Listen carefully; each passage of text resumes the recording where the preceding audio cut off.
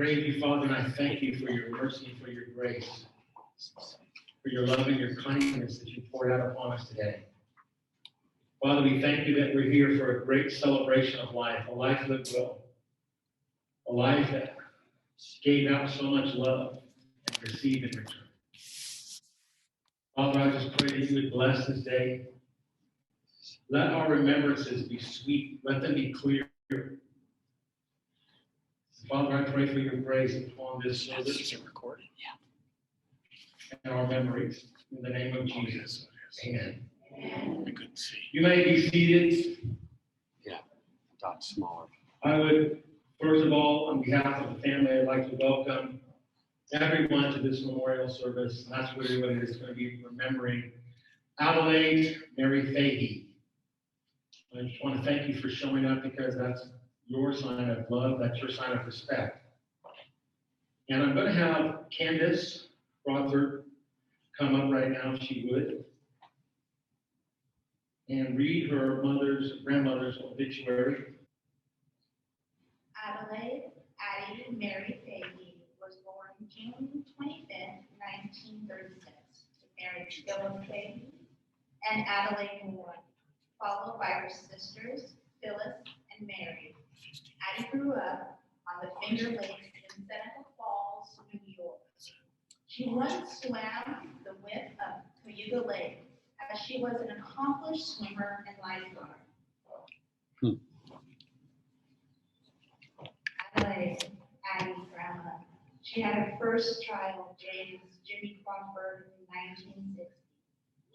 In her early 20s, she drove across the country with Jimmy, her son, in the car to California, and started a new life here on the West Coast.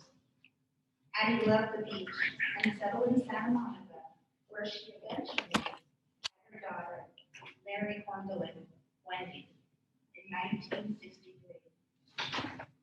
Addie was beloved by many as their favorite waitress during her time at the Plush Poodle in Santa Monica, Junior's Deli in West LA, and the Rio Carnival World Buffet in Las Vegas, where she retired in 2013.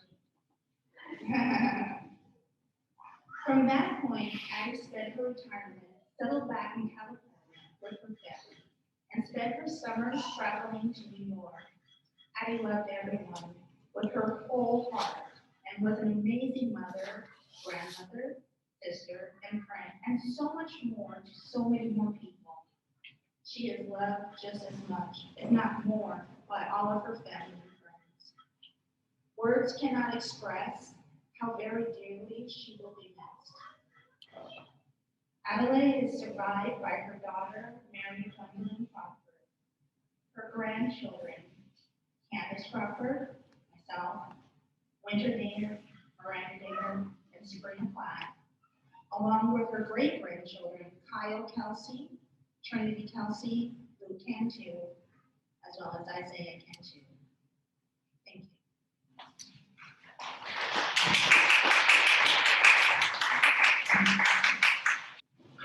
You know, I didn't personally know Adelaide, but I know a lot of the family. And from some of the things Gwendolyn was telling me, she had a true servant's heart. She really had a heart to serve others and to help others around her, to lift other people up. And in Matthew 20, it said Jesus called them unto himself and said, you know that the princes of the Gentiles exercise dominion over them, that they have great exercise authority upon them, but it shall not be among you. Whosoever will be great among you, let him be your minister. Whosoever will be your chief among you, let him be your servant.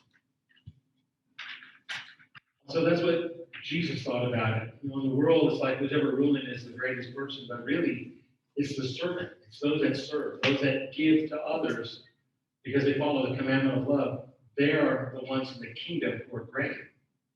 So though I did not know Adelaide, I know that she was great because she had a servant's heart. And we're here today to recognize, really, and to remember, and also to consider where she is. Because she's not here, but where is she? She's somewhere magnificent. And I do want to talk about that a little bit. Amen. Before we have some of the other people who know her better really talk about her. In 2 Corinthians chapter 5, Paul said this, therefore we are always confident, knowing that whilst we are at home in the body, we are absent from the Lord, for we walk by faith and not by sight. We are confident, I say, and willing rather to be absent from the body and to be present with the Lord. Hebrews 9:27, it says, it's appointed unto men once to die and then the judgment.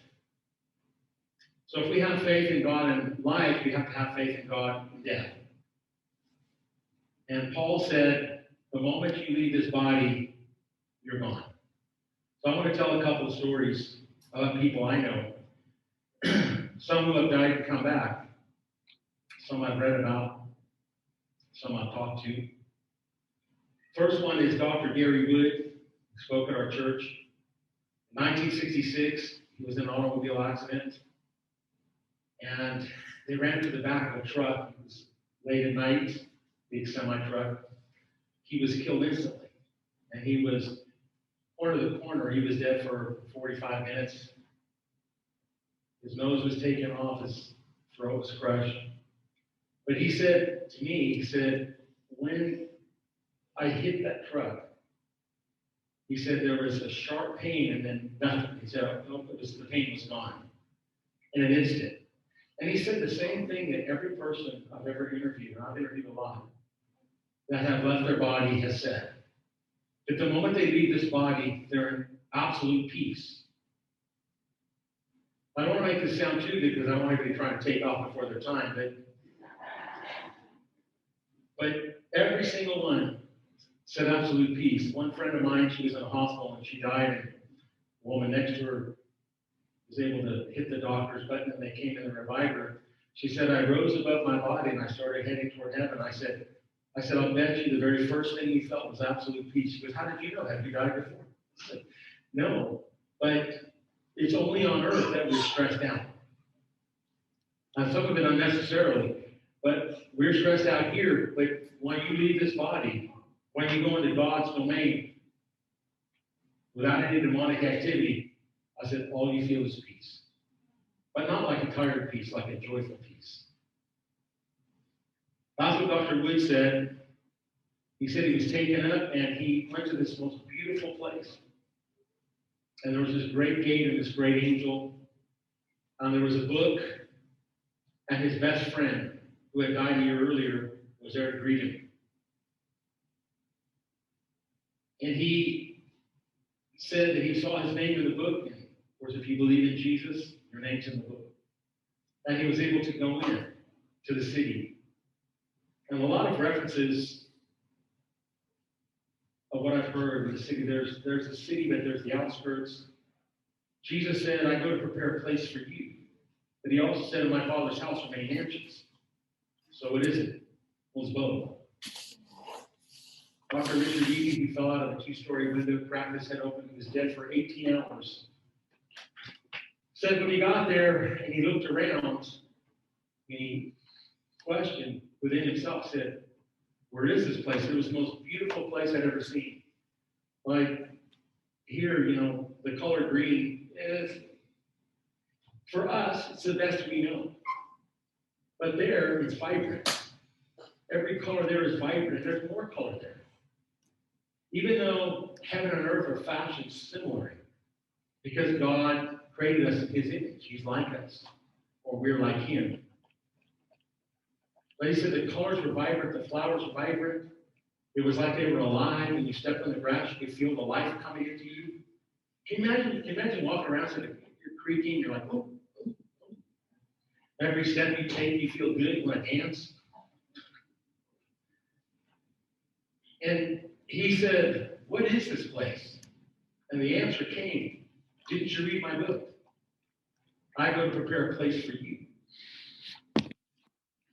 He said that was his place, but it wasn't his mansion. Right now, that's what Adelaide is experiencing. She's experiencing the ultimate joy. She's in the presence of God. As many that I had the chance to interview have said, They said, once you leave the earth, or once you see Jesus, they said, you may think you know what love is, but you're not even close. You see Jesus, you'll know what love is for the very first time, and you'll never want to let it go. Kat Kerr, we've been taken to heaven many times, and actually wrote a book called Revealing Heaven. She was taken there by God to reveal things. And then when she would come back to the earth, she would go and talk to people that things had been revealed to her. Well, one of them, she saw a man in a portal.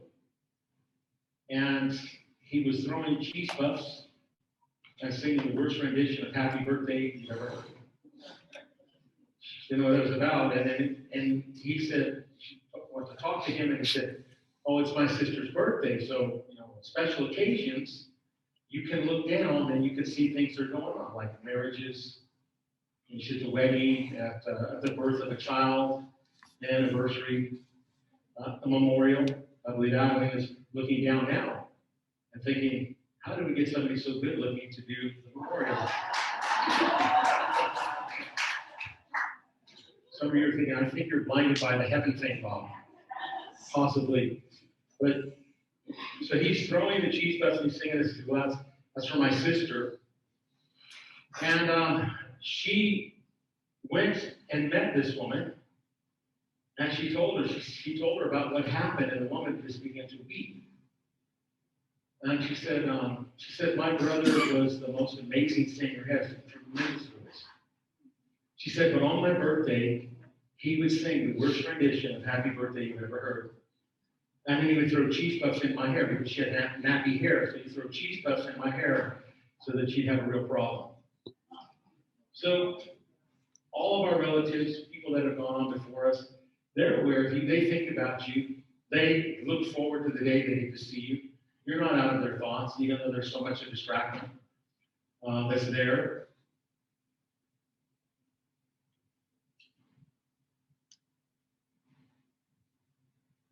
I want to finish this up really quickly. When you think about heaven, I realize that we never actually had cavemen, even mathematically impossible. But when you think of the technology of heaven versus the technology of earth, we're cavemen. When you think of Jesus and the people there without any additions, we're dull compared to them. The atmosphere there is amazing. Not just peace, but love. And heaven is a much bigger version, but it's a planet. It has a north, south, east, and west. It has city, has streets. They have vehicles there. Not cheesy vehicles like we have. It's like if you went back in the 1800s and you saw a horse and carriage, that's an old vehicle. That's how they think of our vehicles. The vehicles there are just something completely different. But they have streets there. Streets lead to places. But they don't make streets with potholes. And they make them out of a gold that's so pure you can see through it. Grass, trees. The tree of life is there, we know that. Has leaves on it, just like leaves here. The earth is built a lot the same way. Has buildings. Where we got the idea of cities was from God, because of his city. The last story. I was going to Bible school, and the first day I got there, I was in the office, and being from California, I had pretty much a full afro, like this high. And we're in Oklahoma, and it's pretty conservative, so they've kind of given us a look. Well, we're in there, getting ready to go to Bible school, and this guy sitting there across from the girl I was dating at the time, and he said, "You are a real squirrel." I was about to get offended. And he said, "You have to be with a nut like that."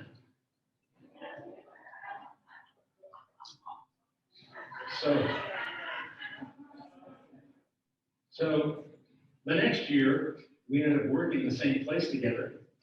But he had given a testimony at school of when he had died in a car crash and went to heaven. And so I said, "You're telling me everything." I said, "What was Jesus like?"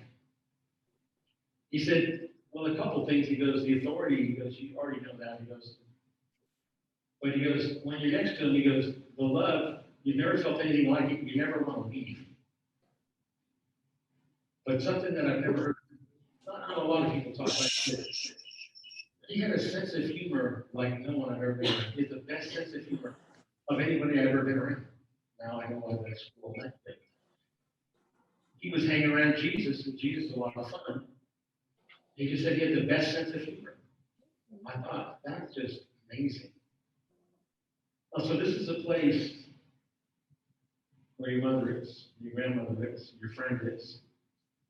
She's with the greatest person of all time, in the greatest place you'd ever be.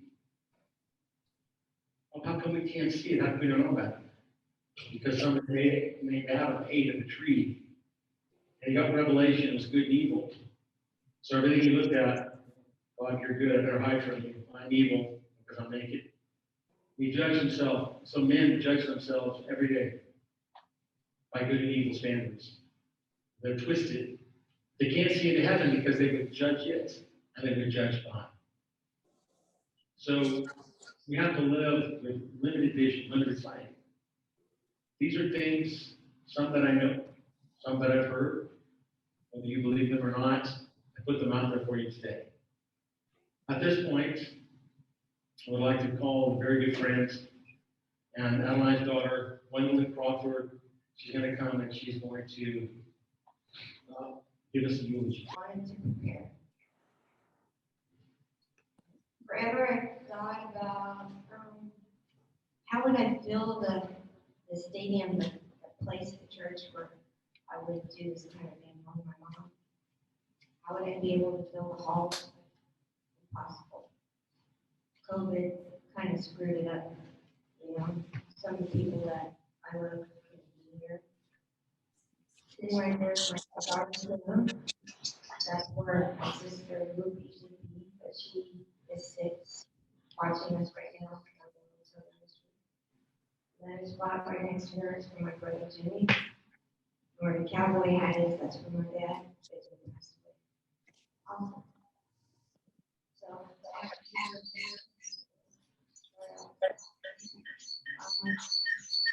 my Irish family, my mom's family is Irish. It came from County Galway. Irish people are such trouble. I knew that firsthand. Yeah, and they came down through Canada. They might have even gone past the Dingers house. I'd like to say hi to my Canadian family. Thanks for giving me a big family there too. And they settled in Syracuse, and my mom had a very hard time growing up. It was hard for them. When her and my aunts would, go to school, they would have them drop them off down the road. They didn't want them to see the shack my mom lived in. She grew up on the lakes, in the Finger Lakes in Syracuse. She went to St. Patrick's School and Meredith Academy High School. These are my notes. We all know my mom was a great dancer. My mom loves Latin dancing. My mom loves Latin men. Turns out all of my daughters love Latin men. That's okay. That's okay. So my mom would take the bus to dance school, and this is kind of the moves joke at Arthur Murray's movie dance school, and it turns out she got an actual job as an instructor, a dance instructor there. She was so good. And again, my mom was the lifeguard, and another story is she got pushed in the pool, broke her toe, and she kept on going, the lifeguard thing. She tried to teach me how to swim the right way. Never happened. I just body paddle, kept to do my own thing. So my mom came to California with my brother Jimmy, and my mom was pregnant with me. I'm not a Crawford, I'm really a Bishausen, but back then you don't have separate names with the kids, so I have my brother's name. I'm proud of that. My father has my brother's name. You know, Crawford can't you? That's just another. And so she met my dad. My dad was a very handsome swagger beach bum. And she fell in love with him, and she had my brother, and she fell and she scrubbing floors. My mom always made cleaning for everybody else. And she hurt her back, and my brother's grandma came and took my brother, so it got better. And he went back east to live, and my mom got better. And that's where my brother stepped out the story, because he went to go live with a very wealthy family. His grandmother loved him very much, and then he just never got to come back because of another story did not fit his grandma. So along what happened was, here's my mom was raised with Irish people and Italian people, and she loved the Italians. Now when she came to California, she didn't know what Mexican was. She never met a Mexican, she never seen a Mexican, and she was looking for that Italian vibe, that family thing. So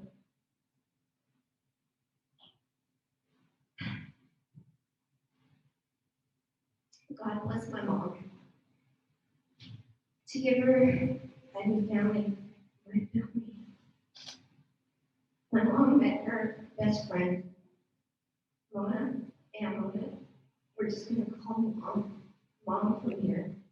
And this has, there's just as much as love for her girlfriends back east, but we're just gonna talk about the California, and we're gonna also segue when we talk about those letters about her beautiful friends back there. But my mom and mom, they had two little girls. Sharon's mom, Brandon's mom, that's Lucy. She was one and I was two, and they raised us together. And I got a sister, you know, and so I got a sister there, and it's funny that Mona, my mom, all the women at the Signature Club and the hospital, they all seem to have no men in their life, right? So my mom had another BFF, Ida, that was another one of my mom. That's her daughter right there, my littlest sister, Heather, wave your hand. And then later on down the line in the story, well, you'll get to meet my older sister. My mom had a Japanese boyfriend that I adored, my papa's son. And I didn't have my dad yet, so he was the closest thing, and he was awesome. He's not here. So I got another sister, that's Judy, raise your hand. Then I got another one that came along a little bit later. It's here at the end, that's Rhonda, raise your hand. So we had all these, oh, I can't forget, we had one of the ones that are still living is Carol Davy, and my other sister, Michelle, Addie, and my little brother, Jimmy. So we all kind of shared the responsibility for women. It's just all the women. It was always just the women. We didn't have any men. But things have changed now, you know. I got one daughter married, got two. We're looking at the last YouTube. But so not only did I get to have Loopy, then I got two other sisters. I got Loopy's older sisters too. I got Melinda, raise your hand, my sister Melinda, and then I got my sister Tim. Then I got my little niece over there, Monique. And I would have Robert here, but I'm sad he's not here. And if you're watching Robert, I love you very, very much. And while I had to start to expand with me, so not only did I get to have the sisters, this is the gift that my mom gave me, and I go through this kind of thing because this was so important to her, you know, because she didn't have anybody, we didn't have anybody, we were just taken in by this family, and it's kept us together, it's kept my mom together. Candy's not the glue with the family, and I just want to give a shout out to my other cousins, you know, I want to give a shout out to my cousin Steve back there, raise your hand. I want to give a shout out to my cousin watching, hopefully, you watching Renee. And my cousin Cora, who was gonna be here, but, she couldn't make it. Cora, she's watching right now. And I love you guys. I love you too. So, I love my family. I love my family so much. I love you too, Mom. And, I'm so happy that my mom that gave us this family. Okay, so I got that part out. It's very important. Now we're going to reel it in to my mom's other very important part of her life is my brother Jimmy. Kyle, can you give me Uncle Jimmy's picture, please? Thanks, Mom. My brother, like I told you, lived. You can just stand right there and hold it for me. It's my brother Jimmy. He lived with us. Later in life, he went to the Navy, and my mom, and he was with us at high school. So my mom was always picking on my brother. Why don't you wear socks? Your ankles are dirty. Your hair's too long. My mom is just like very picky, a clean freak, you know. Right now, I know she's probably saying you dyed your hair too dark. You know, you didn't iron your dress right, and all kinds of stuff, you know. Yeah, she had my hair heavily frosted. But she never really got a chance to say she loved my brother. And that was the broken part of her heart, besides losing her best friend, her sister-in-law. So I know she's with my brother now, and I know she's with Mom, and I know she's with Papa Daddy and her Grandma Clara. And just to give you an example of my mom's heart for my brother, I want you to listen to an article that was written by the newspaper interviewing my mom about my brother's death.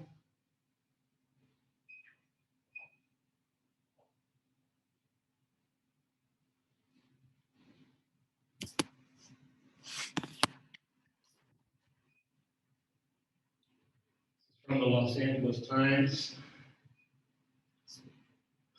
Adeline Fahey hasn't read or watched news about the Persian Gulf for the better part of 3 weeks.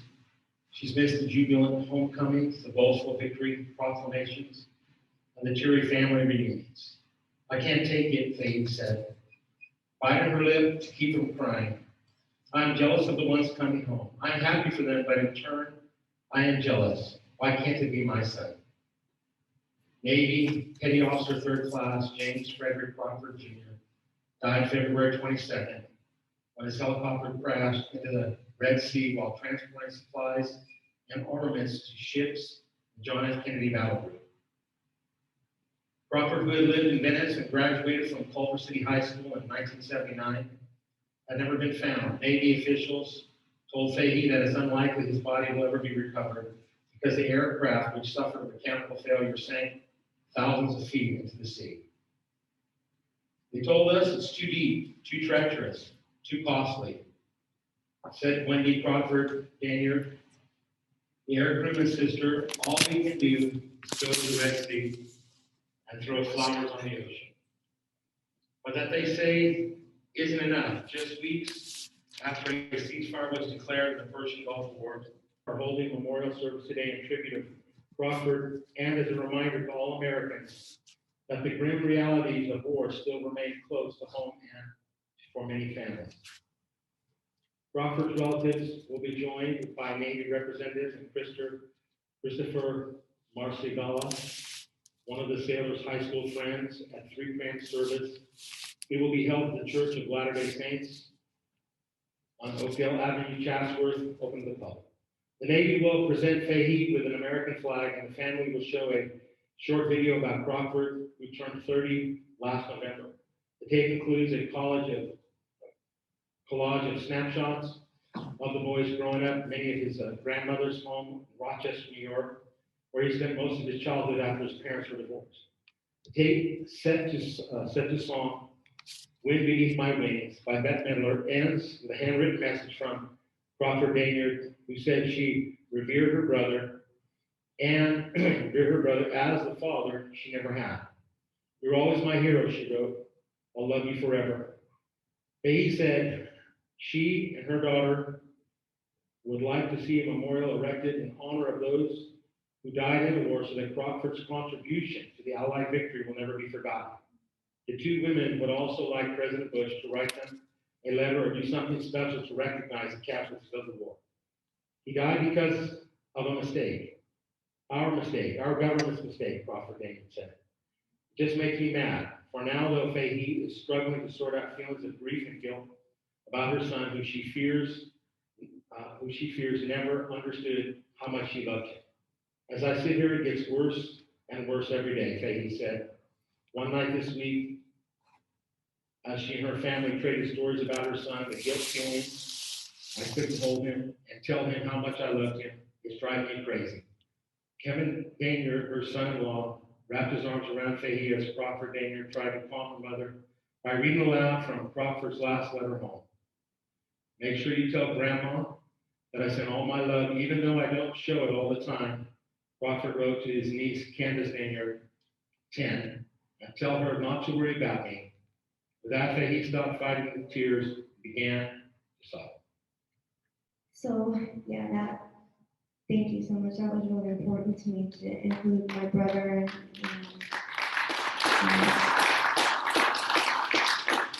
I know the guilt is gone now and we've been there together. And I also just quickly want to say hi to Monica. Thank you for joining in. I know you would have been here too. So now I'm going to come to the end of my story with my mom. My mom broke her hip.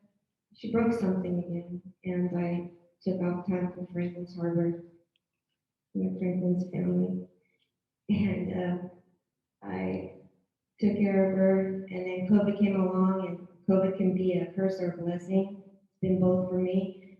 I was able to stay home with my mom. I claimed Sabrina needed help.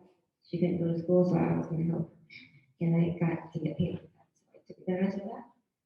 And I got to know my mom. I got to spend that time with her, and I kind of forgot what that Addie was or that Addie was. And now I have this Addie. It's weird when your parents get old. It's like a different person, because you're more the mother, and they're more like the child in a way. And I remember putting my mom's socks on. Helping her put her shoes on, helping her get dressed. Her room was right next to my room. Mom, can you please turn the TV down? Ugh, I can't sleep. Just waiting for anybody to come in and talk to her. Her whole pride was her granddaughters. That was her world. And my mom was the best thing ever. And it's just.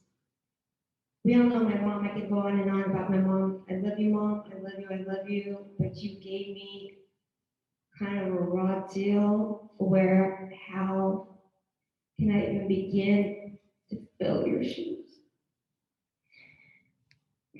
When it comes to being such an amazing grandma to my grandkids, to my Kyle, my Trinity, my Isaiah, my Luke, and my Ashley, and my Caitlin.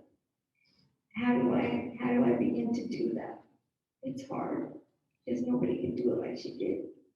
But I hope I can do it for you guys. And I guess that's all I want to say. That's all I want to say. We all love my mom. And the last thing I want to say is everybody in this room, my mom loved. And if she didn't know you, you know that she loved the socks off of you because you love me. And that's where she is. Thank you.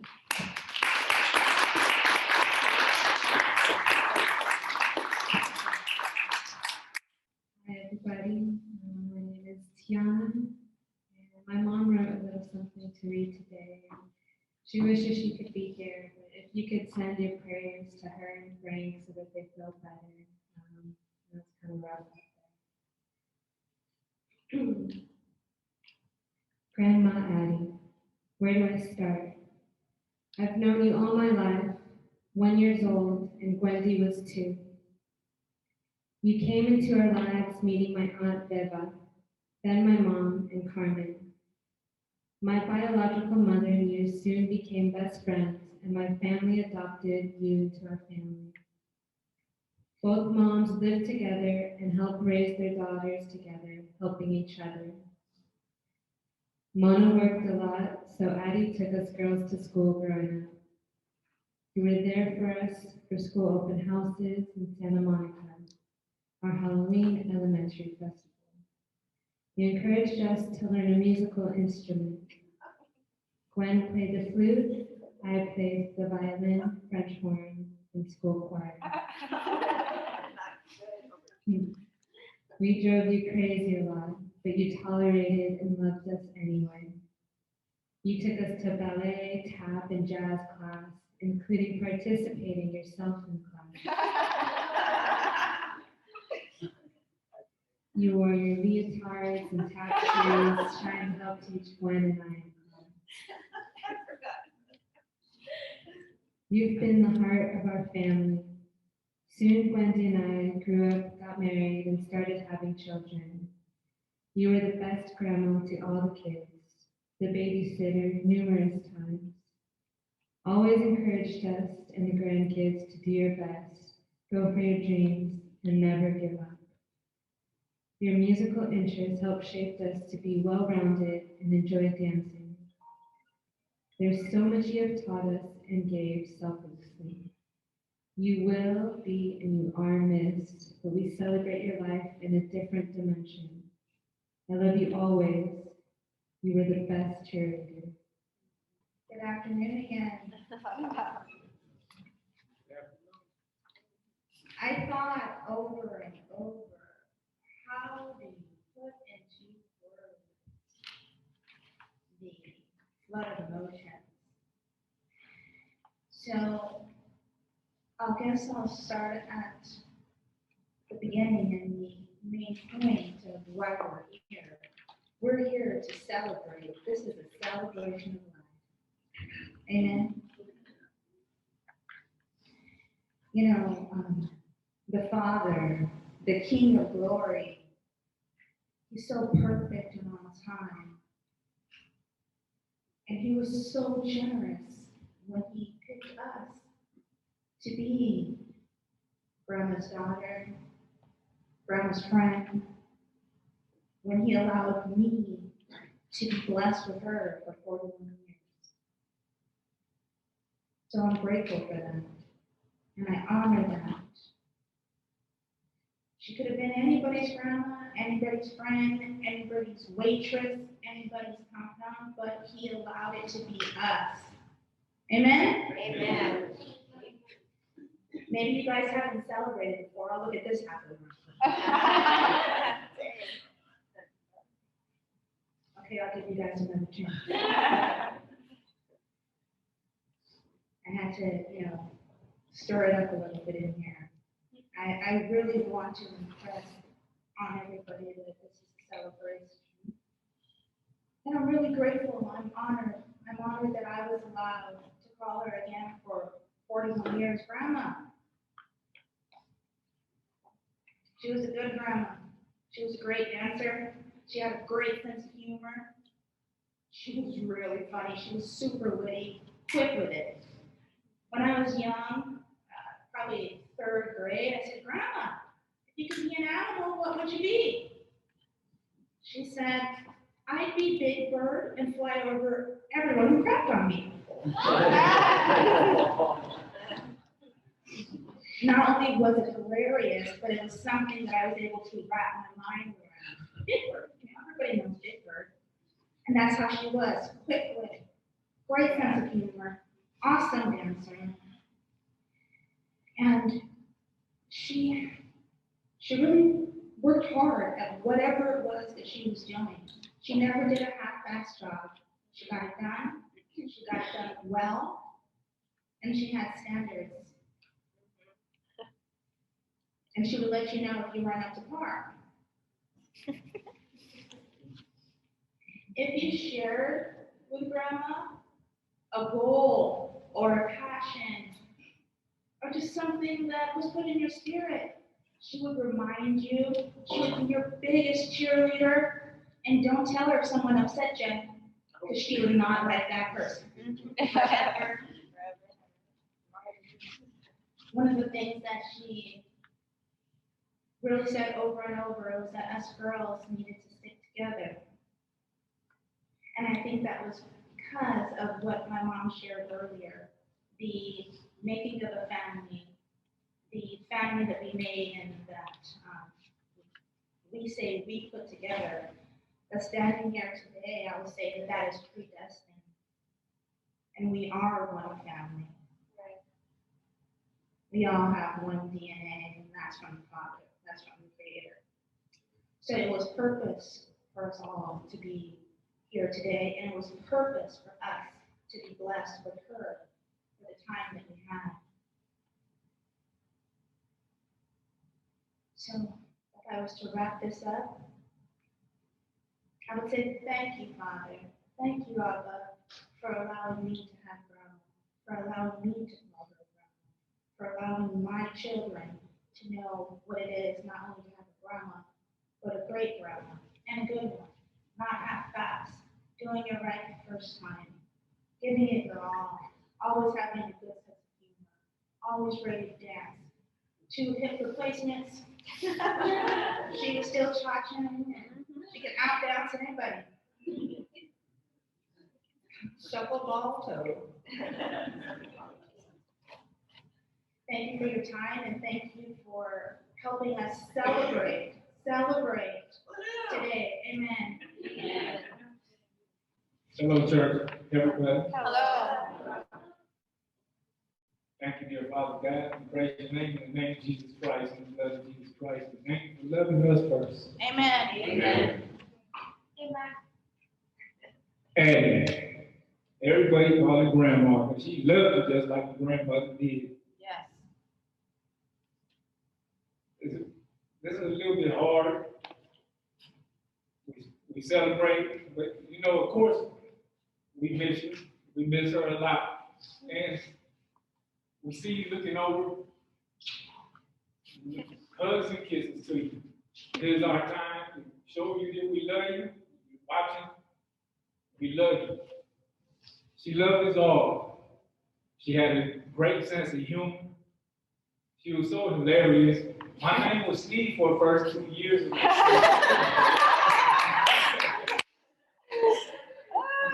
my name is Anthony, of course, but see, I played along with it. Years after that, I began to be Antonio. I guess that's where the Latin thing comes in. So we love you. You were so funny. We're going to miss everything about you. She was a giver, most of all. And we all can acknowledge that.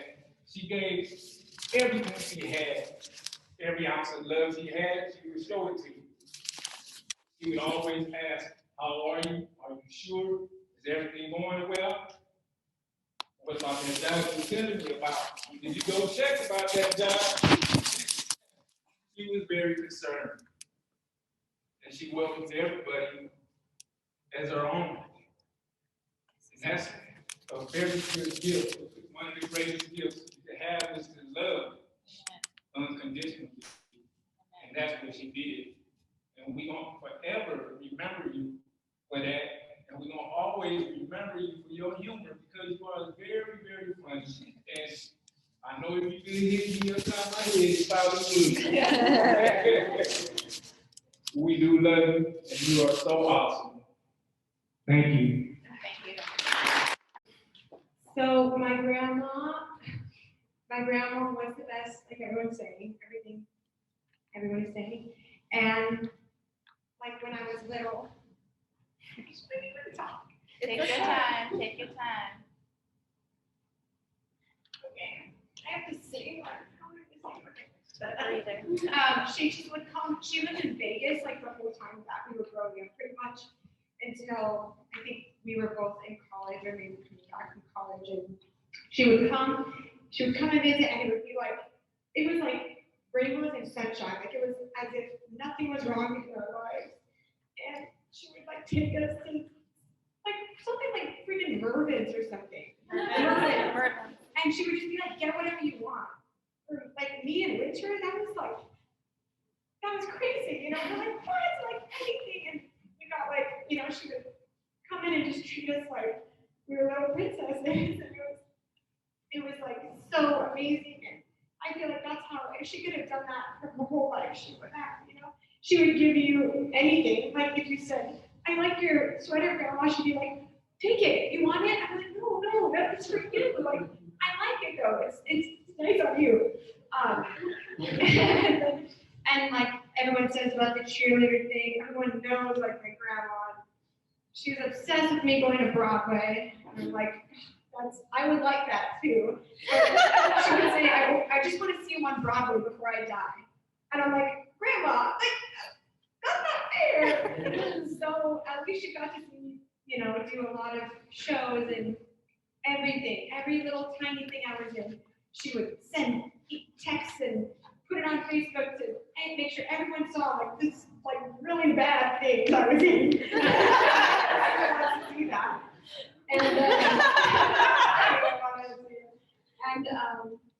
And she would always be like, have you been doing your vocal exercises?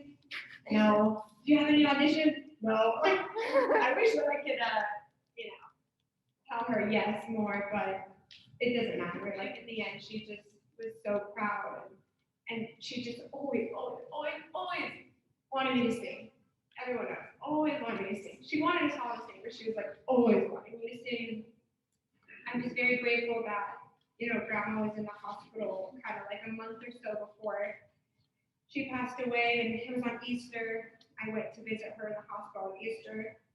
And with COVID, you can only have one person go a day.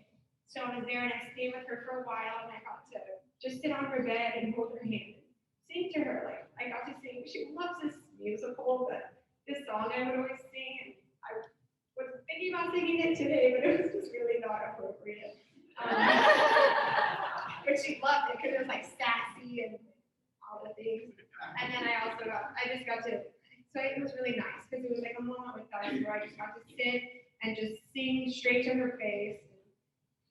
And if there's anything I got from my grandma, it's definitely crying. My grandma would cry because she missed me before I even left the room with her.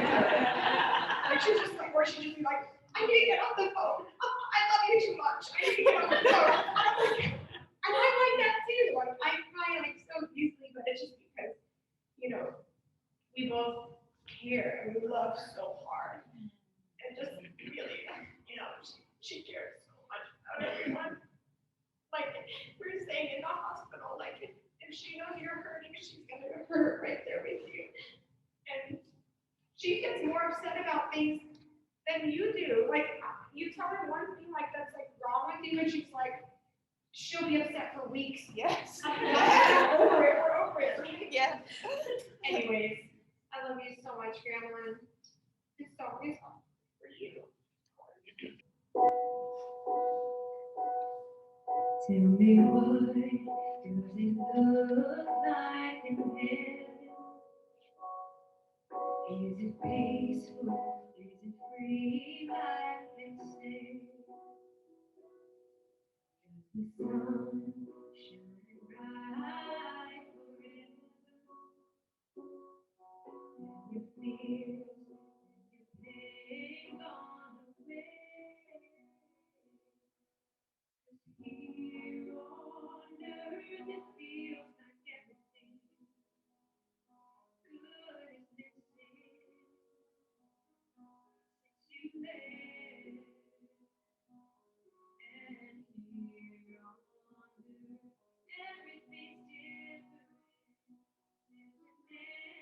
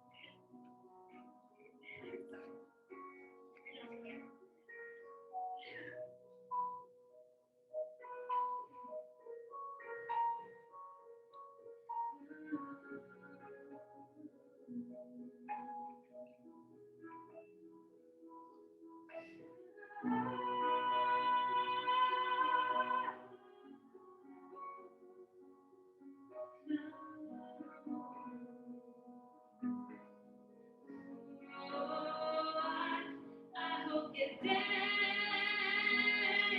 in the sky, and I hope you're singing in the angels' choir. And I hope the angels know what they have. Now that it's so nice ever since you arrived. Since you arrived.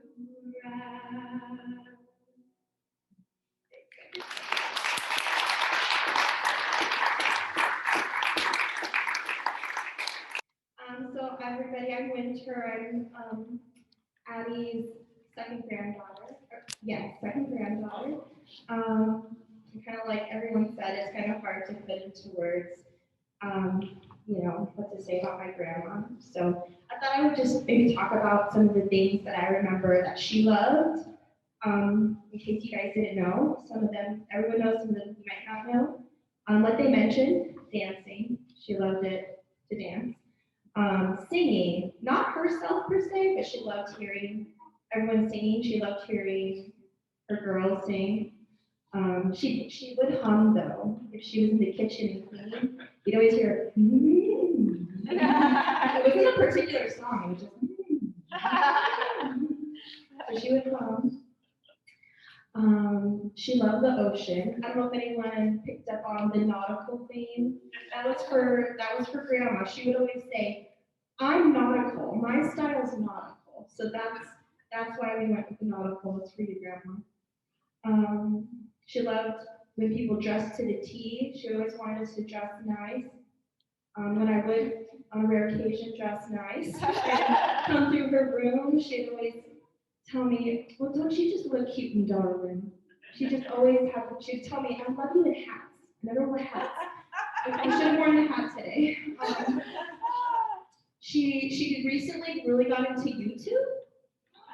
She would watch random YouTube channels and like all of the things you can get at the Dollar Tree. She knew all the things you can get at the Dollar Tree, or little Winter, you should do this because the lady on YouTube said you should try this and it'll make your clothes cleaner or something, She loved espionage. That was her favorite type of movie. Her favorite actor was Jason Statham. She liked action movies. She liked curry and other little sauces to put on her food, even if you wouldn't think curry goes on that. Curry goes on that. She loved photos, pictures of everybody. Any picture she saw on Facebook of her friend or anyone, it went straight to her gallery. Everything to the gallery. A random picture of my dog. Oh, I need that for my gallery. She liked cigarettes. She loved how much we could smoke, even if we weren't supposed to know that. She loved it. She loved gambling. She loved Vegas and the casino and the machines. Her favorite machine was the buffalo machine. So if any of you guys go to Vegas, pay the buffalo for Grandma. I used to actually have a joke and told her that I was when she died, that I would take her ashes and put it in the ashtray next to the buffalo machine. I don't know if we would do that, but I know we used to talk about that. But aside from all these things, what she loved most of all was her family and her friends. And she just had the best way of showing us all how much she loved us.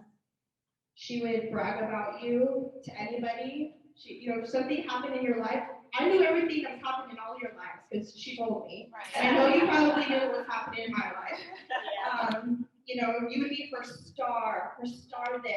Miranda's obviously her star actress, singer. Dee Dee, you're her star real estate agent. I'm a star social worker. I don't know what that is, but you're a star. And Sabrina's a star of whatever she's going to be. She would say, whatever you want to be, you're going to be the star. She would celebrate all of your victories, and she would cry when you were sad. She was, like Miranda said, she would always cry, and she used to actually say that they should hire her for funerals. She would cry so much. She'd comment on all your Facebook posts, every single picture. She tried to do that.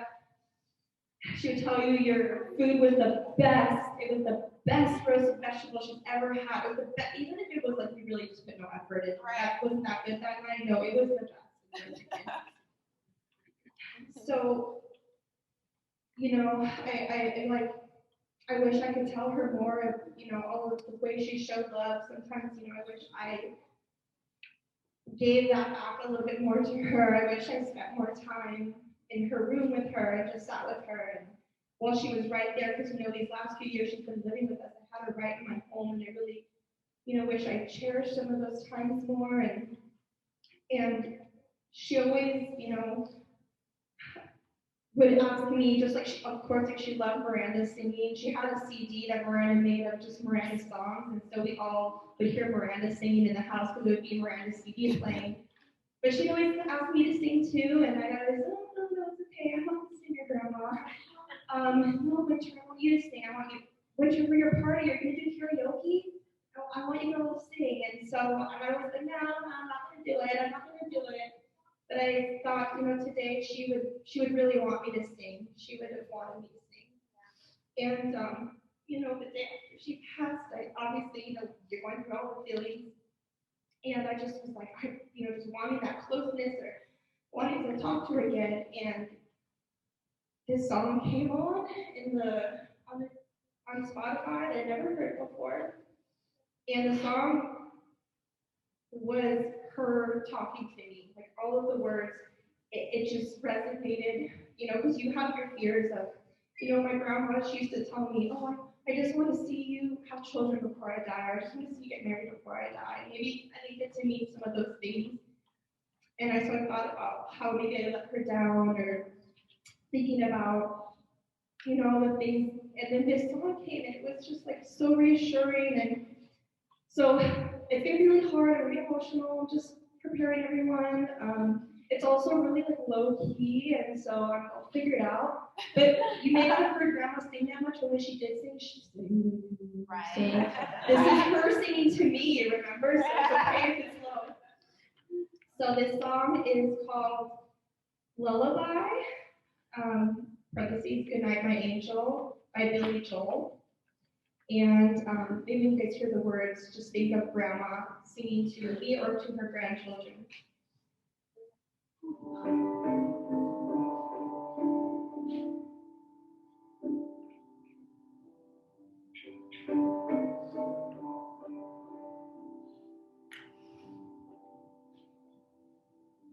Good night, my angel, time to close your eyes and save these questions for another day. I think I know what you've been asking me. I think you know what I've been trying to say. I promised I would never leave you, and you should always know, wherever you may go, no matter where you are, I'll never be that far away. Good night, my angel, now it's time to sleep. And still so many things I want to say. Remember all the songs you sang for me as we went sailing on in Emerald Bay. And like a boat out on the ocean, I'm rocking you to sleep. The water's dark and deep inside this ancient heart. You'll always be a part of me.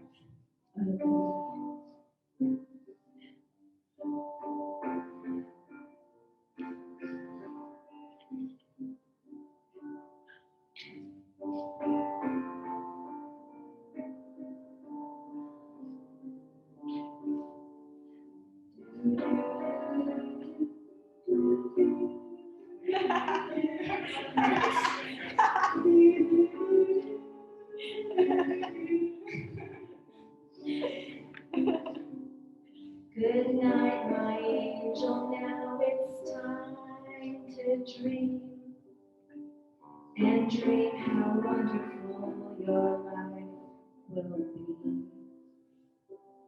Someday your child will cry, and if you sing this lullaby, then in your heart there will always be a part of me.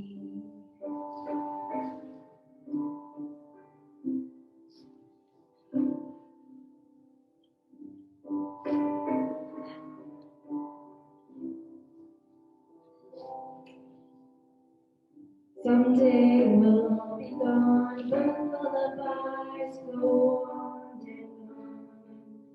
They never die, that's how you and I will be.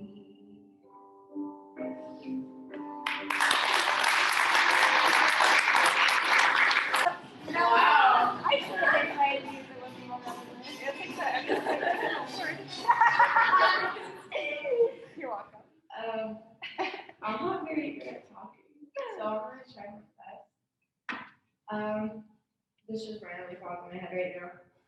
I told my grandma that I'm gonna graduate, and that was the one thing. It's like, I can't wait to see you graduate, Sabrina. Oh, you're here till the time, and I did it. I did it, Grandma.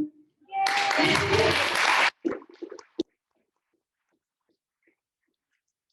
Yeah, she was always there to support everybody, even though I didn't know what I wanted to do. If I found something, she'd be like, oh, you'd be so good. And then once Mommy started talking about, like, oh, you should do makeup, then she started hopping on that bandwagon.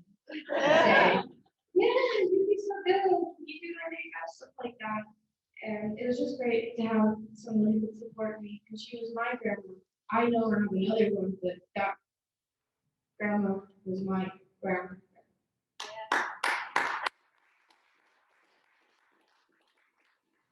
You know, like I had moves that she could tell. One time I came out really sad, and I'd never really like hugged her a lot. I'd be like, "Hey, lady," she'd be like, "Hey, little girl," like to me and stuff like that. But I wish I could have hugged her more. That time, I'm not really like a touchy person, you know. But that time I was sad, like I was really stressed out. I forgot what about. But she came up to me. She's like, not the trick. But she came up to me, and she's like, she came up, hugged me, and like I don't hug her a lot. Like I know we used to butt a lot, like butt heads a lot, and I'm really happy she moved out here. I'm happy to know that I got to know her, and I got to have that grandma. I got to have that love. But when she hugged me, it made me like know, like wow, she does love me. She reminded me, like I know we argue or whatever. Sorry, I'm like doing the voice, but she's like, she's like, I love you, Sabrina. Like, I don't say it a lot, but I love you a lot. She's like, I'm always here for you. And it's like that brief moment is something you're gonna remember. Those little hugs, those little things of love. She always like came on. I walked in the room. She's like showing me her teeth. Like, oh, look at this thing going on. And I was like, okay, I don't know what she's talking about, but. I was like, wow, thanks for showing me that, Grandma. She just really wanted to talk to people. She's a social person. You know me, I'm not a social person, but she's also really strong. She taught me how to be strong. I'm pretty sure she left an impact on a lot of you guys on how to be strong. She was one of the strongest people I know, and one of the loving people I know, even though, you know, we did have our little fight now. But she also is the cleanest person I know. I did pick up a few tricks from her. That's for sure. No, I'm not a clean person. I was like, Sabrina, your room looks crazy.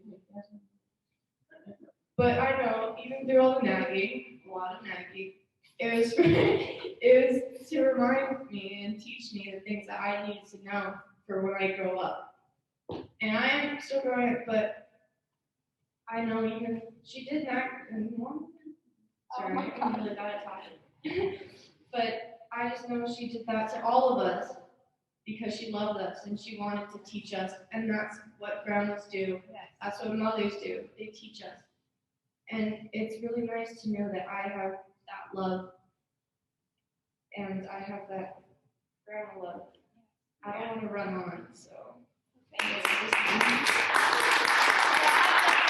I moved, I'm 6. My mom is my great grandma, and we all love her. It was special to us. And so The promise. Jesus promised us we're gonna see him again in heaven.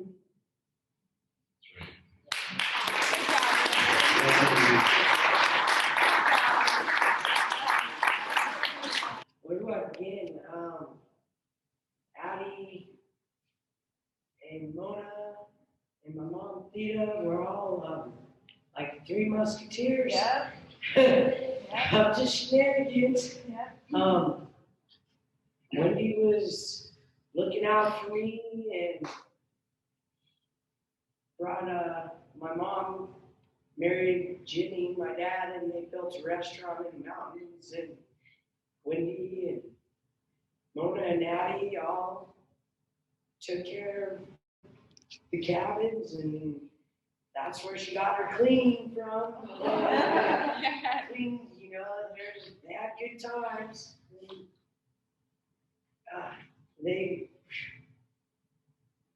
It was all over. We were in Santa Monica too with Judy and met her dad, Shigatoshi. And we called him Shig. And always helping her counter change after she got off work. That was my little job she'd give me to do, so I'd sit out and run around the house and doing something, and she'd keep an eye on me, because I'd probably be out in the alley running around or going somewhere, skateboarding somewhere. And if I wasn't being dropped off with Wendy, or I'd get dropped off at work with Addie until she got off, and she'd treat me like a queen. I'd have anything pie, something to eat. I'd have a snack and 3 drinks, and make sure I had my tea. I always had my tea, and we always had tea together. And just a hoot. Mom took off and moved to Vegas with Addie, and they're just real good friends. Always calling to check on us. And Mom had dementia, but Addie would call and she would know. She would know Addie. And that was a blessing. Those brief moments you have. And, just car rides with Candace, Wendy taking us somewhere. Candace, and where we go? I don't know where we're going. Just don't talk to them so they can drive. They're trying to smoke and listen to the radio. It was just she taught me just a lot of good work ethics and just a very big part of my life. Wendy, and I'm just so blessed to have a wonderful family. Amen. Yeah. And she brought us here today. One more time, she brought us here today. Got us all together. So everybody just cherish and celebrate Addie. Yes. And tip your waitress. Yes. Tip your waitress.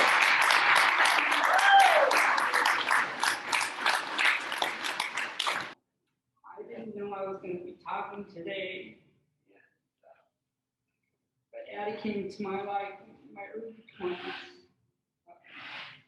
She lived with my dad for a while, and that's how I met Addie.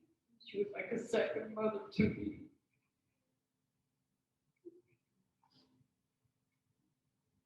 And I remember Wendy running around the house, and Jimmy living there too. And it was a big, happy family. Addie was such a good person. And she made the best ranch dressing. But I'm gonna miss her very much. And I'm gonna miss our visits, especially when I come out to see her. Thank you. Hi. That was really great, you guys. Okay, I'm not gonna put them any particular order according to who was greater or who's lesser, because everybody loves her, so I'm just gonna grab it, paper ones and take it. This is from my Aunt Mary. Or should I look at it? Oh, she's here. Okay, hi Aunt Mary. This is my mom's younger sister. Hi Adelaide. I'm sending this to you as your new address in heaven. You are much loved, a people magnet I call you, such a caring person, my big sister Adelaide. Being together for the last few summers has meant a lot to me. My children got to know their Aunt Addie, and Aunt Addie got to know my nephew and my nieces, Scotty, Jill, and Tara. How I wish I could have grown up with you and Phyllis. I lost so much. I'm in awe of you, my sister. You have touched so many lives. You are with Jimmy now. Jimmy has been waiting for you. I love you so much. I can see you up there now with a mop and a dust rag in tow, ready to clean God's house. Love you, young sister Mary.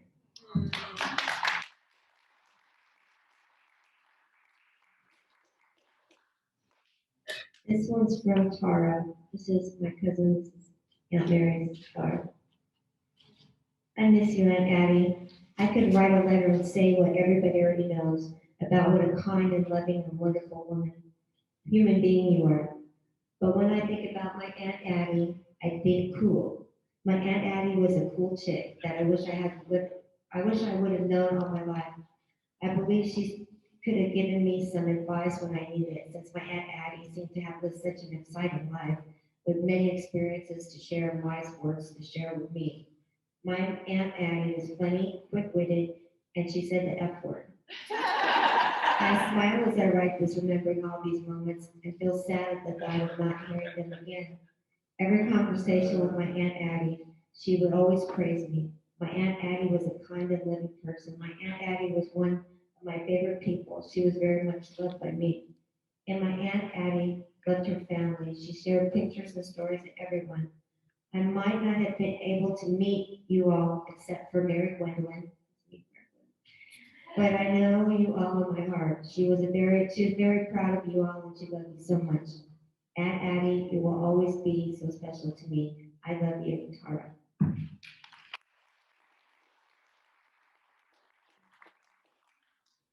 Okay, now this is going to be from Auntie, and here we go.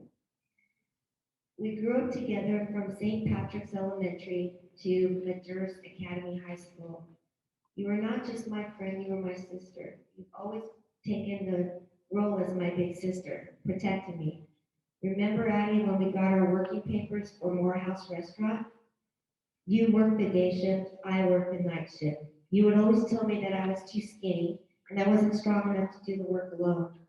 My sweet Addie, thank you for not only working your day shift, but coming back to tell me when my shift.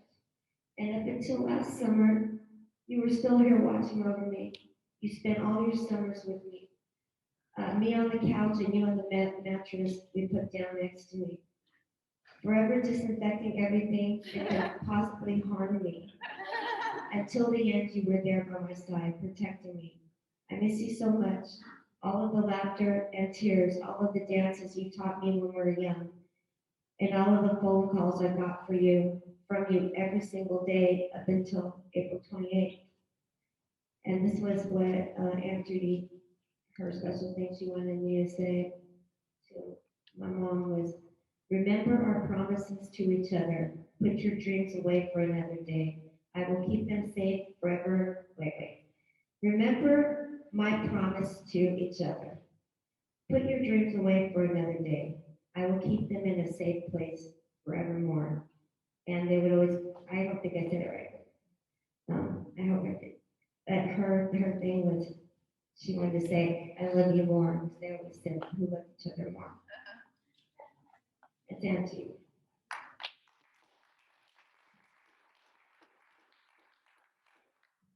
And now I have, this is my Aunt Kathy. This is my mom's other best friend that she grew up with. They met, my mom was living with my great grandma Moore, and this was in, I think, Geneva, and she met Kathy. And one of their stories was, they were like, my mom was really like very honest, and Kathy was not as honest. She was more devilish. So they went to a restaurant that they knew a fella that paid the bill. My mom liked him because he was a great dancer. He wasn't that good looking, but that was okay. He could dance. So he had money, and he invited my mom and Kathy to the restaurant for a nice fancy dinner. And they had gotten there with no gas in the car, right? So he leaves the tip on the table, and my mom's like, I don't know how we're gonna get home, but let's go. Maybe we can ask him for money, and Kathy's like, yes. So she leaves, and here comes Kathy sneaking back, takes the tip, right? Then she gets in the car, and she's like, I got gas money, how'd you get that? Took the tip, she's like, oh no, you didn't do that. And she was so upset with her. She's so upset because it was embarrassing, but when it comes to tips, that's her mom. Leave a tip. So this is from Kathy. This is her words, crying and broken when she was trying to express this to me. It says, the thoughts are true and true of my dear sister and friend Addie. If only I can wish every pain, every hardship, and every challenge that you faced, it would be my greatest wish to see, I'm reading my own writing, to see these caring. It would be my greatest wish. Caring thoughts and words of support I wish my caring words of support could make every bitter experience just go away. Just know I believe in you. I'm hoping that kind thoughts, days we deserve are ahead until I am certain your strength will carry you through. I didn't translate it. Anyway, it's hard to know what to say at a time like this, but I know I care. But know that I care. You're in my thoughts. You're in my heart until we meet again. As always, your friend forever. There isn't a day that goes by and I don't think of you for all the good times, bad times, hardships, the crying, the laughter that we had together in our lives. I know that you're in heaven, and when I see you, please say hi to my daughter, Lisa Marie. Give her a big kiss for me, and I will see you guys real soon. And she cried, and she said she loved her. And we need to pray for Kathy because she's not doing good either.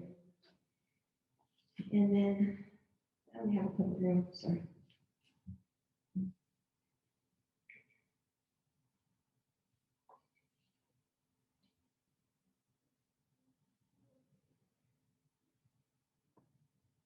Okay.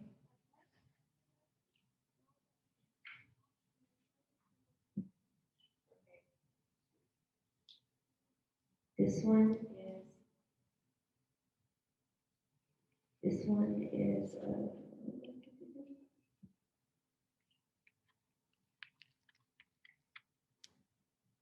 this is from G's family, Margaret and Joey and Mickey and my dad and Becky. It says, well, what can I say, Addie, with such joy to our entire family?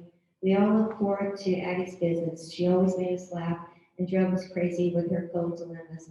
She enjoyed playing with the kids, always entertained and loved them. She loved to be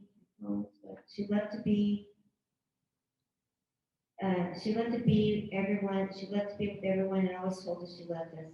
Addie left her mark on everyone. she met. She was so genuine, and even people she not only met a few times remembered her. Uh, they would always ask when she's coming back. She is missed, and we will all hold her in our hearts forever. The lake was her place, and she always just wanted to go there and put her feet in the water. Back in the day, my mom swam across the lake, and it's not a small lake. They both did that.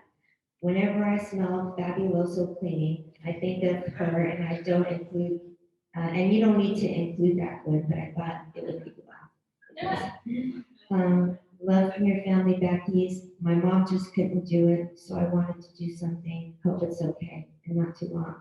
It was great, but I got your mom's letter anyway. And then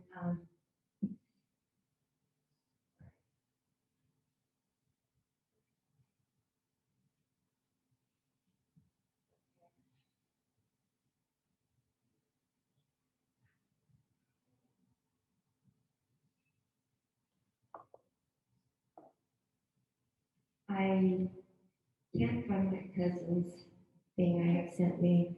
Um, so they send this. Yeah. Well, just they were watching, so just know that my cousins loved their Aunt Addie, and they were everything to her. And that is from Phyllis, and that's from Desi, and that's from Roberta, Scotty, Jill, and Tara. And the last one I have right now is going to be a actual song. You're gonna sing it? I'm not going to just hang there one minute and it's hard. It'll be, look at our name ready, come on. Hi, Katie, Karen, I have your letter here, it's very beautiful, but I'm having trouble finding it on my phone, so I'm just gonna put you on live and let you do your thing. Here you go.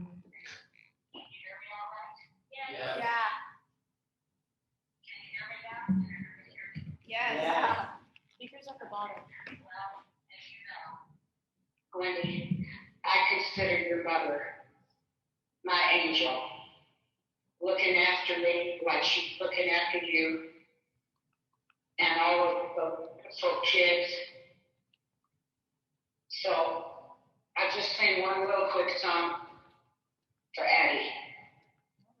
Amazing grace, how sweet the sound that saved a wretch like me. I was lost, but now I'm found. Was blind, but now I see. When we've been there 10,000 years, bright shining as the sun, we've no less time to sing God's praise than when we both begun. Now, I think everybody there should sing the rest of Amazing Grace. Okay. Yes. Okay. Shall I give them a key? Yes. Amazing grace, how sweet the sound that saved a wretch like me. I was lost, but now I'm found. Was blind, but now I see.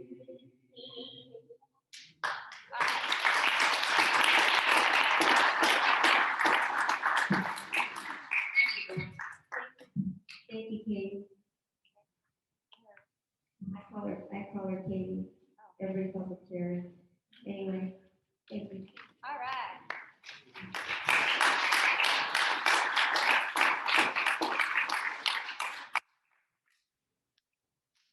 Well, that was beautiful. At this time, we're going to have a slideshow.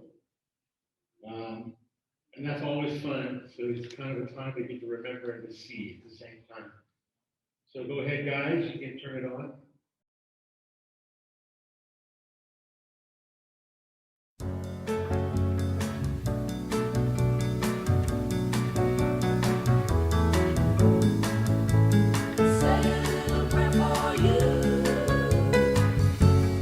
Moment I wake up, before I put on my makeup, I say a little prayer for you. And while combing my hair now, and wondering what dress to wear now, I say a little prayer for you. Forever and forever, you stay in my heart, and I will love you forever and ever. That's how it must be to live without you. Would only be heartbreak for me. I run for the bus stand, but while riding I think of us dear. I say a little prayer for you. And at work I just take time, and all through my coffee break time, I say a little prayer for you. Forever and ever, you stay in my heart, and I will love you forever and ever. Apart, oh how I love you together. That's how it must be to live without you. Would only be heartbreak for me. Nobody but me. Whoa, whoa, whoa, whoa, whoa, whoa, whoa, whoa, whoa. Whoa, whoa, whoa, whoa, whoa, whoa, whoa. Do you know the way to San Jose? I've been away so long, I may go wrong and lose my way. Do you know the way to San Jose? I'm going back to find some peace of mind in San Jose. LA is a great big freeway. Put 100 down and buy a car. In a week, maybe two, they'll make you a star. Weeks turn into years, how quick they pass. And all the stars that never were are parking cars and pumping gas. You can really breathe in San Jose. They've got a lot of...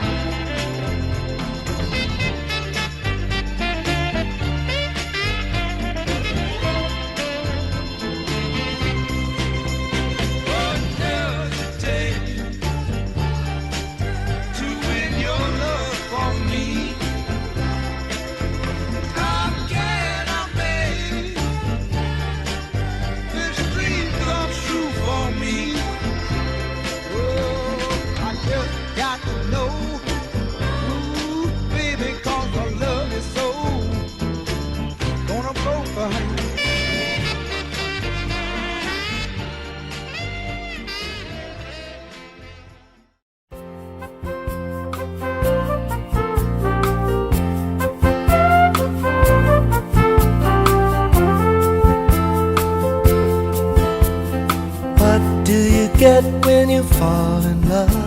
The guy with the pen to burst your bubble. That's what you get for all your trouble. I never fall in love again. I never fall in love again. What do you get when you kiss a girl? You get enough germs to catch pneumonia.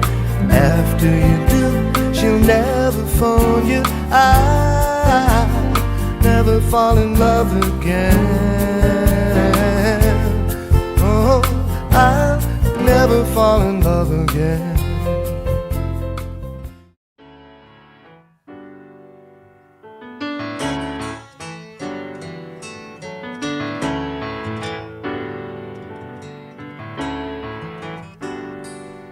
So far away, doesn't anybody stay in one place anymore? It would be so fine to see your face at my door. It doesn't help to know you're just time away.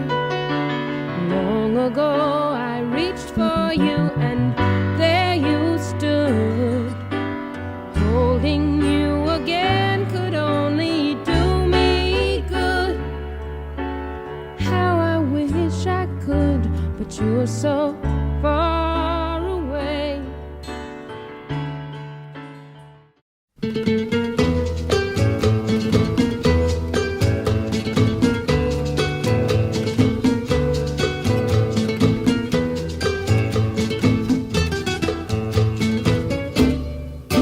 Que se quede el infinito sin estrellas, o que pierda el ancho mar su inmensidad, pero el negro de tus ojos que no muera, y el canela de tu piel se quede igual. Si perdiera el arco iris su belleza, y las flores su perfume y su color, no sería tan inmensa mi tristeza como aquella de quedarme sin tu amor. Me importas tú, y tú, y tú, y solamente tú, y tú, y tú. Me importas tú, y tú, y tú, y nadie más que tú. Ojos negros, piel canela, que me llegan a desesperar. Me importas tú, y tú, y tú, y solamente tú, y tú, y tú. Me importas tú, y tú, y tú, y nadie más que tú.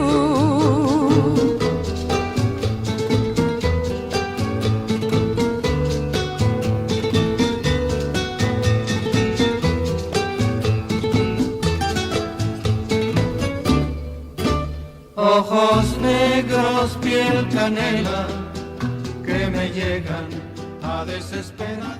Me importa. Really gonna miss you. It's really gonna be different without you. Time is gonna be hard and slow. For the rest of my life, I'm gonna be thinking about you. Yes, I am. Time came when you had to go. I'll miss you, my buddy. I'll miss you, my friend. I promise my love for you will never end.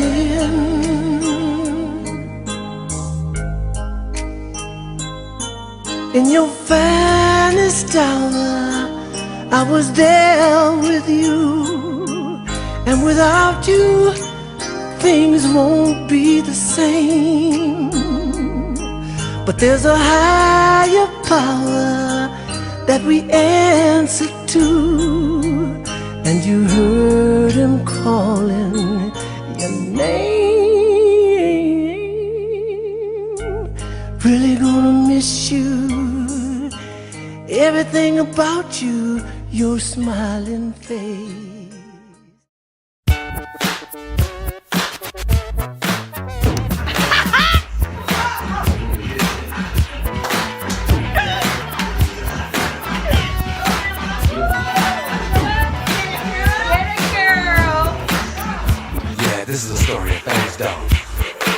dog that chases its tail will be busy. These are clapping dogs, rhythmic dogs, harmonic dogs, house dogs, street dogs, dogs of the world unite, dancing dogs. Yeah, counting dogs, funky dogs, nasty dogs. Get it.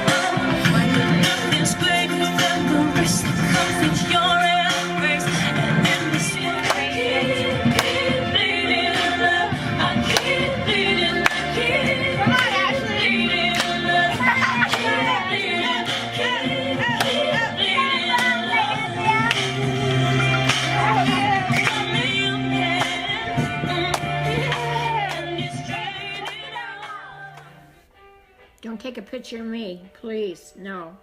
Why not? Mm-mm. Wait till I get my hair done. I look so gross. Filming more? What? Huh? What? You're not filming more, are you? We've got to get going. We got this work to do. Happy birthday to you. Happy birthday to you. Happy birthday, dear Grandma. Happy birthday to you.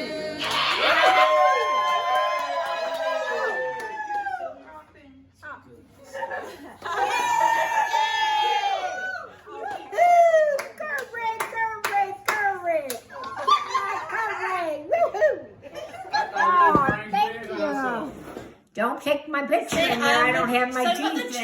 No. Let's just start over. So what is it about a charm? How does it go? I'm yours. Heart and soul says I'm yours. Take my lips and take my arms. I'm a victim of your charms. I'm yours. Oh, it's beautiful. I know more words, but I'm not going to sing them. I can sing. Earth angel, earth angel, will you be mine? My darling dear, love me all the time. I'm just a fool in love with you. If I should stay, I would only be in your way, so I'll go, but I know I'll think of you every step of the way.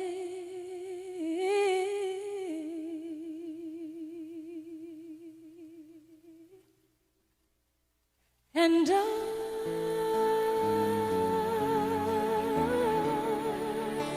will always love you.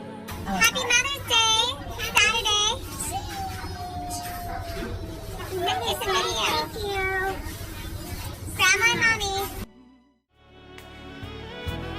I hope life treats you kind, and I hope you have all you dreamed of, and I wish you joy and happiness.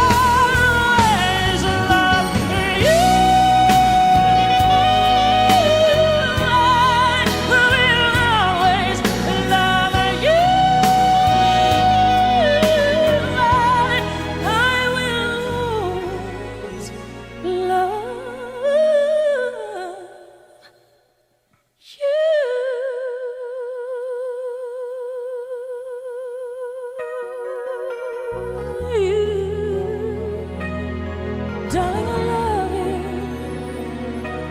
Ooh, I'll always love you.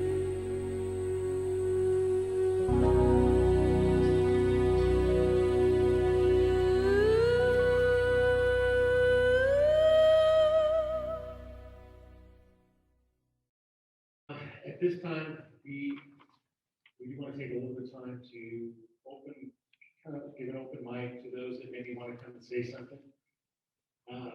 Obviously not too much, but if you want to come and you just want to say something, pay your respects, now's the time to do it. So come on up. My name is Kyle Kelsey. I am my great grandma's firstborn great grandson. I know my grandma all my life, but I didn't really get too close to her until like just a couple of years ago, just recently. We'd have a lot of talks about music. She really liked music, which was weird to me. I know everybody likes music, but I don't know. I always expected grandma to be that person she always liked clean. That's what I thought her thing was. I never thought she'd venture out of that. But we had long talks about music a lot. I remember on our way back to Reno, I told her that I played the guitar, and the first thing she said to me, she said, "I want to see you on Broadway." Like I barely knew how to play the guitar. I just told her I picked it up not too long. But that's probably gonna be my favorite memory of her.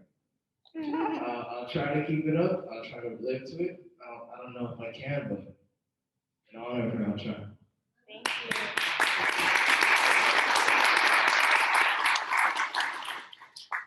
Anybody else?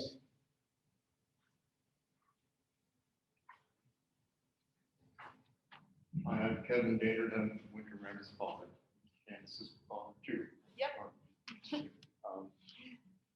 I've been absent from the family for quite a few years, but I've always known Addie is the best grandmother to my girls. And you can always see them on Facebook or YouTube, supporting the girls, and they did. I love her for that. And thank you. Tongue in cheek. I remember her for an awesome way to look to death. I miss her. Thank you.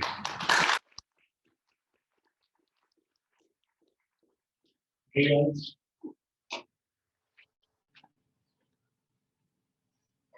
If nobody else is going to speak, I would like to close the speaking with, this is not goodbye, this is a season of separation. Just like Calvary and the power of Calvary still stands, so does the Father's promises. And like Luke said, we are promised to see her again. So this is not goodbye. It is a rough season of separation. So see you soon. So see you soon.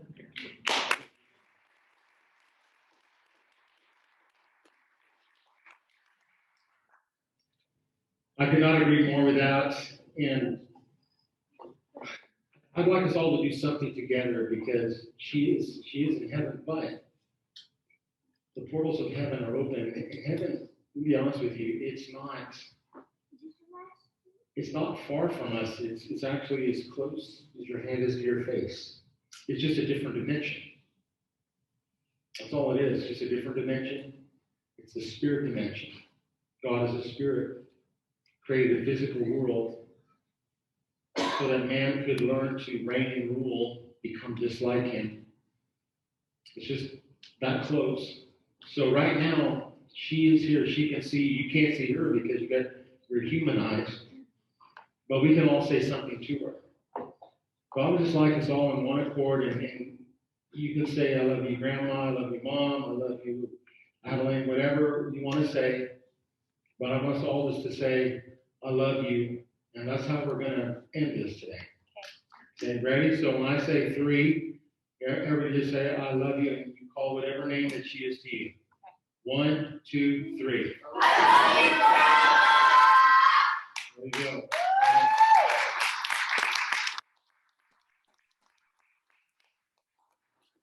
On behalf of Gwen and the rest of the family, thank you so much for coming out, showing your respect and your love. And I know they appreciate it, and I appreciate Gwen, and you, Candace, of course. Roland, not so much. The nicest guy in the world. All right, I love you too. Have a great rest of your weekend, and I hope that you enjoy so. Hi. Hope you could hear it. I hope it was okay.